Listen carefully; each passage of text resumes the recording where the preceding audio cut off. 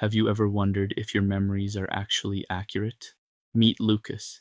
He's trying to remember one summer night after graduation, the night he and his friends stayed out until sunrise, convinced life would never change.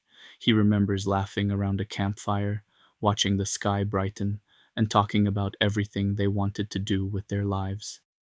They believed that moment would stay with them forever. But something strange has happened to that memory. At first, Lucas remembered the night through his own eyes. He remembered sitting beside the fire, hearing his friends laugh, and experiencing everything as it happened. Now, years later, he sees himself sitting around the fire from across the circle, almost like he's watching a movie. The strange part? There was never a camera filming him. So why does the memory look different? The reason is that memories are not stored in your brain like videos. Every time you remember something, your brain rebuilds it. It takes pieces of the original experience, the emotions, important moments, and details that stayed, and puts them back together. Over time, some details naturally disappear.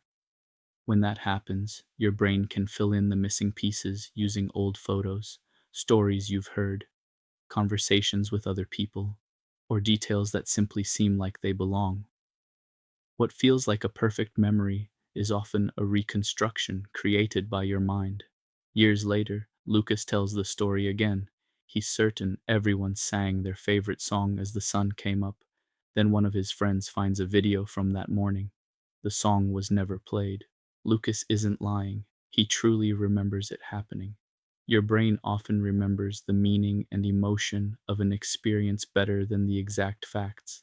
The feeling of happiness, connection, or freedom can stay strong even when specific details fade. As those details disappear, your brain can unknowingly replace them with new ones that match the story. Because they fit the emotion of the memory, they can feel just as real as something that actually happened.